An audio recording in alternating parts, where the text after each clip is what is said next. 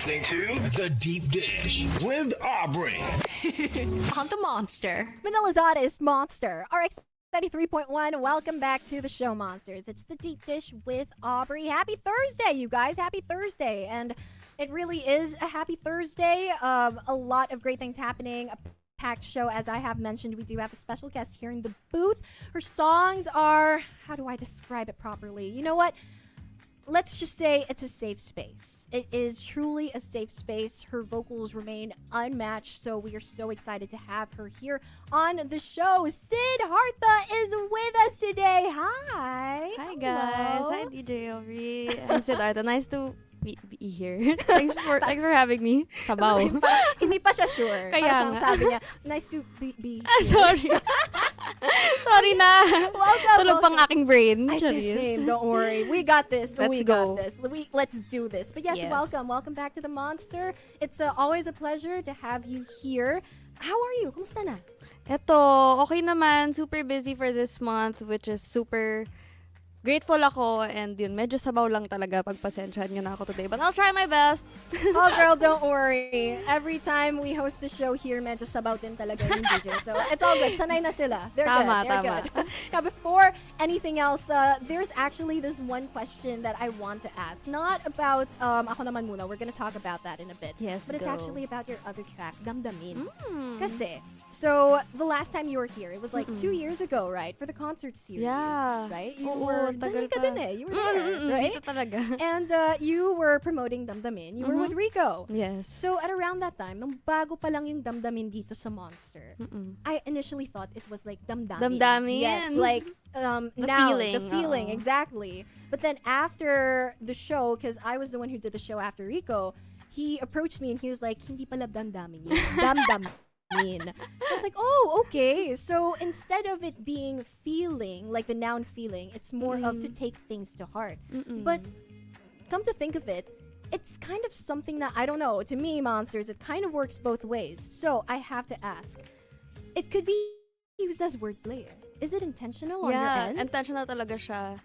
Kasi gusto ko talagang sa Damdamin na song, gusto kong isabihin talaga sa mga nakikinig na parang request to na i-feel nyo lahat ng nararamdaman nyo. I-feel nyo lahat ng mga damdamin nyo. Lalo-lalo the good ones. Take it all in. Damdamin, ang mga damdamin. Exactly. Correct. We love that. And now you're back 2 years later. Yes, thanks for having me again. Welcome so nice to be here. back. It is absolutely amazing to have you back. And this time, you're here with us. Tell the Monsters more about it.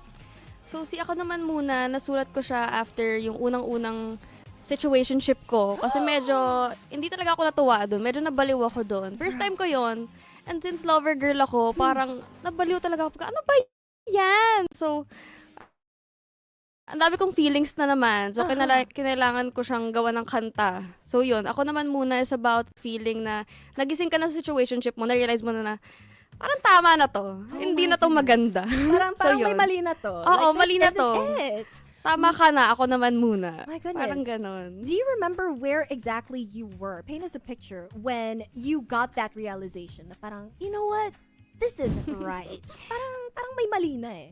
Kung magiging honest ako, during the situationship na. Really? Oo, sa ano lang ako, martyr lang ako. Sige na try lang. Pero bumawi din sa akin yung pain na yun. Kasi after nun, mas lalo siya nag-sink in na ano ba tong ginagawa ko?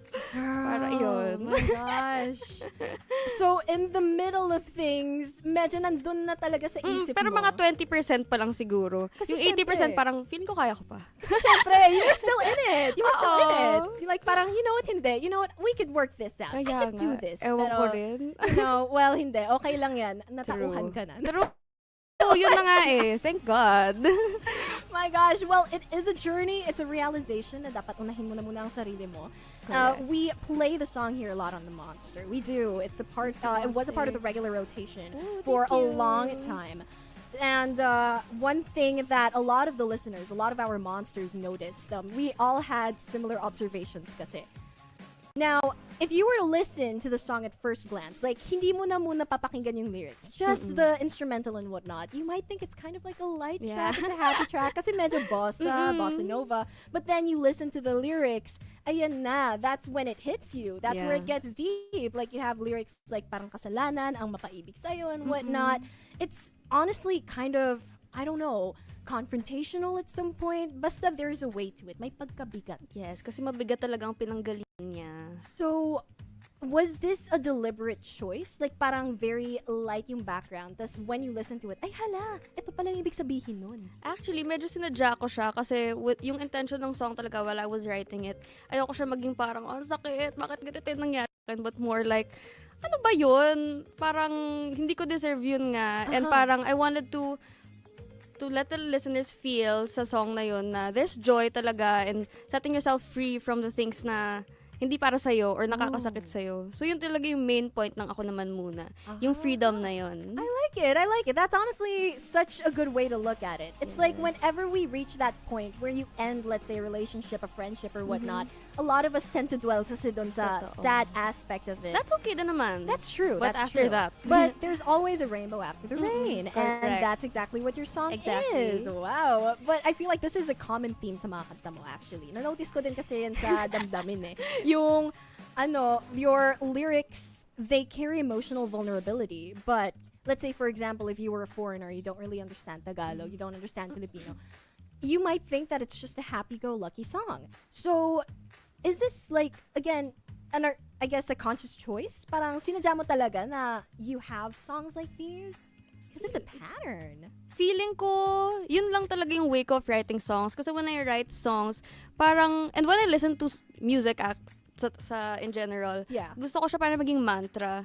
So when I write my songs, every time I sing it, parang gusto kong ipaalala sa sarili ko. And to my listeners also, of course, na kahit may pain tayong ganito, we can turn it into something na mas magaan sa pakiramdam na kahit may darkness, may light palagi doon. And parang isa yun sa mga gusto ko maging reminders na palagi may ganun. And you can always look at that. You have the choice to look at that. You don't have to.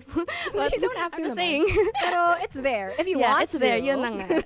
And a lot of people know you, they love you because you tend to be very vulnerable with the music. I mean, dito pa lang sa usapan natin, you know that you are very in tap with your feelings. You're in touch with your feelings. Very. And you use songwriting, I suppose, as a way to, I guess, it's kind of like a vessel.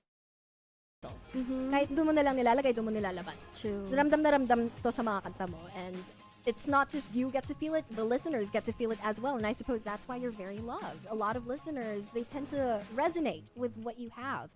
Now, I guess, kasi it's a matter of vulnerability din eh. Again, your songs are very raw. They're true to you. And Super.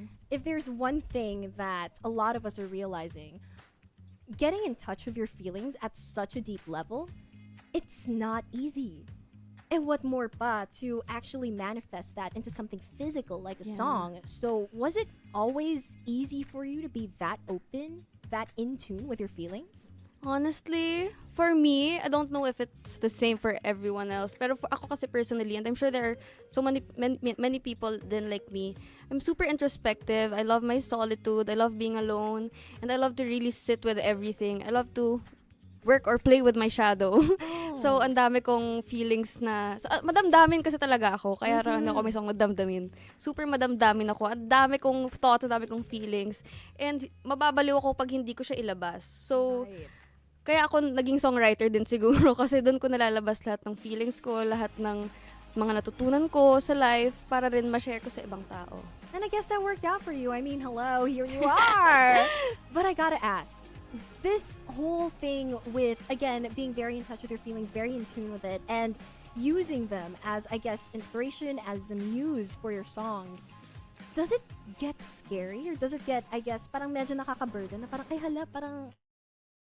Masyadong personal. Exactly, it's very personal. Kasi diba, and especially to all the monsters who have tried journaling pa lang, diba? You probably heard of that. A lot of people have started to journal again this year. Yes, kaya nga eh. And Buti nagugulat nga na lang eh. sila na parang hala, Ang dami. everything that I'm writing is so deep tapos di nila Yeah. namamalayan. They're like crying. Yeah. So, I don't know. Was that part of the process for you? I'm imagining something similar kasi happens when it comes to songwriting. Has it ever been scary or daunting for you? Since super personal ng journal ko sa akin at lahat ng feelings ko, parang pinipili songs ko. And it is challenging to be that vulnerable sa aking songs. Right. And like to put a piece of myself talaga for everyone to see. Talaga. Kasi nakakatakot na, alam mo yun, baka ma-judge ka or baka di nila maintindihan. Right. pero ang mindset ko as a songwriter na hindi naman yun yung point. Like, lahat ng tao, merong part na maiintindihan sila doon, may makukuha sila doon. And that's for them to take. Sa kanila na yun, kung gusto nilang kunin. Pero yun din ang goal ko talaga. I don't write songs just for me and my experiences, but also for people who may be feeling the same way. Again, and that's why I suppose a lot of people do love listening to your music because they probably see a part of themselves sa'yo. You know, maybe it's a part that's hurting, maybe it's a part that's healing, and I suppose that's why a lot of your fans would call you and your music a safe space. Feel ko lang, that's why. Now, Cute. over time, does it get easier to share those feelings? Does it get easier over time? Or, you know, the longer you're in the industry, does it still stay daunting or whatnot? I don't think it's ever changed. I think pare-parehas lang siya na it's always challenging because it's always a different thing na pinag-uusapan ko. Right. Like, it's always a different topic, always a different feeling, a different situation. And I don't think may mas scary or less scary. It's always the same. It's just that. Yeah, It's but just that. ganun talaga eh. Oh, that is true. That is true. Now I wonder how it's like though whenever you perform live, because as you mentioned, you've written different songs on different topics, of course, true to your feelings. Siya. When you perform them live, let's say there is a song na parang medyo deep in not a positive sense. Whenever you perform that song, do you ever get that sense na parang you're reliving those vulnerable moments? Yes. Or does it help na parang it's like you're feeling lighter whenever you perform them? How's it like? It depends on the song, honestly. But every time pa rin ako kumakanta ko, especially when I sing Ayaw, that's like that's my heaviest song. It's about like the importance of consent. And yun, every time I sing it, super nanginginig pa rin ako. Like until now, kahit ilang years na yung kantang yun, naiiyak pa rin ako. Right. And minsan when I sing Damdamin, naiiyak ako out of parang sobrang grateful ko lang, sobrang saya ko lang, out of joy. May mga times din na gano'n, like pag kinakanta ko na ano ba yung bridge ng Damdamin na parang darating ang para sa'yo, para sa tamang panahon, yung mga ganon-ganon. Basta minsan natatamaan din ako sa lyrics ko. And hindi ko maiwasan talaga na malabas yung emotions na yun on stage. And that's fine. Oh, Madamdamin lang. That's- Madamdamin lang. the girl's in touch with her feelings. Could you blame her? Exactly how it should be, though. Because, like, that's also, I believe, one of the healthier ways to cope through things. To live life, you know, to feel stuff, basically. Now, before we move on to our next few questions, you did mention that you were a lover girl. Yes, super. And there is this one topic that I have been talking about with the student jocks here. So if you don't mind, I just want to get your thoughts on this. If it were up to you, would you rather be the person loved or the person who loves? Hala, ang hirap. Depende sa mood ko. Depende sa mood. There you go. Exactly. Pwede The bang first love na question. lang? Pero parang ang selfish kasi kung papakinggan. Pero parang ayoko din naman na ako yung naglo-love. Ang hirap true. naman yan. Well, I mean, okay, to be fair, kasi, Ang hirap. di ba, parang, Depende nga sa mood talaga. tama. Siguro tomorrow, you Kaya- feel like you want to give love, tapos the next day, hindi, ako naman. Actually. Ako naman muna. Oh, tama. Exactly. Now, you've released Damdamin. You've also released Ako Naman Muna. Now, I'm sure all of your fans are very curious. Are you planning to release something this year as well? Of course. I'm gonna be releasing a new single. Malapit na. Follow nyo na lang ako sa lahat ng social media ko kasi doon ko ako mag-a-announce. Pero medyo tinitease ko na siya. Like this week pa lang. And hindi lang songs ang ilalabas ko this year, kundi may iba pang mga secret. Basta. Makikita nyo na lang. Follow nyo na lang ako, guys. Dali na, please. Andun ako lahat. Magugulat na lang kayo. Si SYD HARTHA ay nasa Yes. movie na. Self-directed, Ay, sorry yun talaga yun. Mag-artista na talaga. Ito na talaga Joke yun, lang. her debut. But okay, to all the monsters who want to hear a little more, maybe could you tease your upcoming album just a little bit? Just a little bit lang.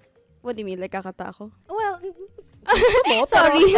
gusto mo, Sabi pero, honestly, if you could give, I guess, I don't know, maybe a little snippet as to what it's about. Basta ang masasabi ko lang sa mga susunod kong release, it's gonna be more calm and more connected to nature, more about nature and the other stuff that I love. She's It's gonna be more about love and happier this time, guys, swear. She's a nature girl now. We love it. We love it. And of course, apart from releasing new music, are there any other things that you hope to achieve before the year ends? I just really want to release more music this year and be with my listeners more, with my siblings more, and have more gigs for sure. And yun, simple dreams lang for this year. Ayoko sabihin baka ma-jinx. Pero yun lang for now. Ang cute ng pangalan ng fan base. Siblings. Who thought of it? Was it you? Sila. Marami silang choices nun. Sinigangs, kasi mahilig ako sinigang. Sabi ko, guys, parang ayoko yan. Pero naan nila yung seedlings. Parang bagay naman kasi flower girly din ako, as you can see. That's true. So, ayun. Seedlings, yun na. Sinigang. Love you guys. Oh my gosh, munti ka na maging sinigang. Kaya nga buti na lang hindi. Imagine ko na as in. Now, okay, this is something that we do here on the show as well. Go. Would you mind looking into the camera right in front of you if there is a message that you would like to send to SYD HARTHA at the end of 2026? What would you say? Oh my gosh, baka maiyak ako. SYD HARTHA, hi girl. Sana kaya pa, joke lang. Sana happy ka now at alam ko madami kang mga ginagawa this year na sana nagbunga na. For sure magbubunga yan at nagbunga na yan ngayon by now. Sana natutulog ka ng maaga. Sana nagpapahinga ka at nagagawa mo lahat ng mga gusto mong gawin. Yun. Galingan mo. Ang galing mo. Love. And finally, before we officially end this interview, before we have you perform your track, do you have a message that you would like to say to all of your fans, to all of your seedlings out there, and to all of the monsters currently tuned in? Sa lahat ng monsters, sa aking siblings, at sa lahat ng mga nagmamahal sa akin at sumusuporta, super thank you sa support nyo and love ko kayo. Thank you for being with me sa aking music journey. You guys make me so happy and I hope to see everyone soon. SYD HARTHA, everyone, thank you so much for joining us here on this show. You're no stranger here to the Monster, but this is your first time here on the Deep Dish. Had so much fun chatting with you, and it's always a pleasure to have you here, and we are rooting for you. Thank you. So, all right, okay. Before we end, I do know that you are going to be performing a song for us today. I have a great feeling a lot of us know what it is, but for all of the monsters currently tuned in, what will you be performing? I'm gonna be playing my latest single called Ako Naman Muna. And yun yung tungkol sa situationship na sinabi ko. Performance. Monsters and everyone here in the studio, put your hands together for the insanely talented SYD HARTHA!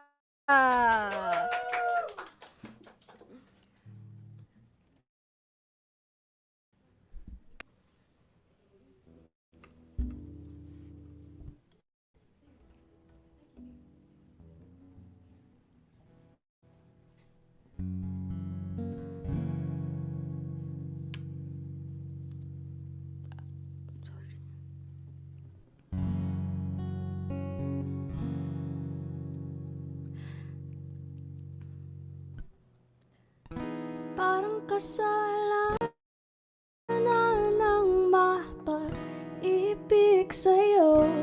Ayoko na muna ibang aliw sa piling ng isa't isa.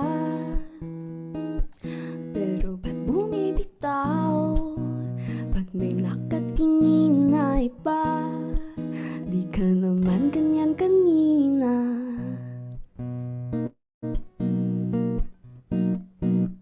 Parang kasalanan ng mapaibig sa'yo.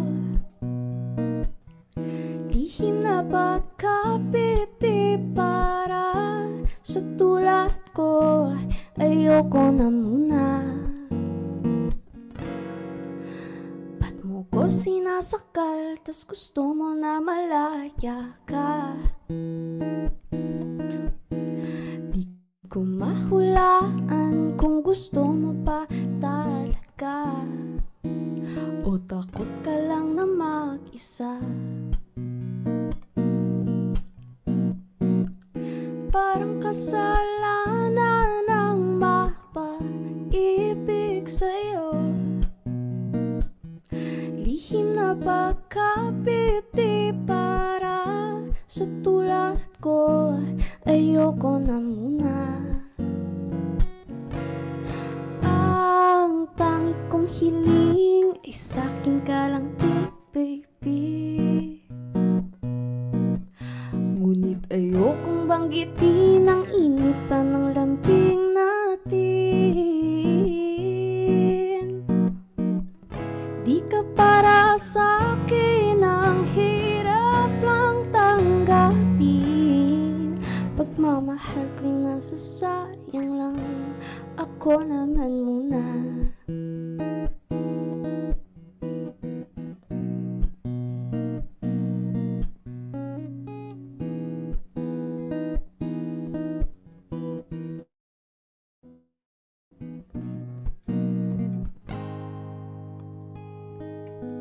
Parang kasalanan ang mapaibig sa'yo.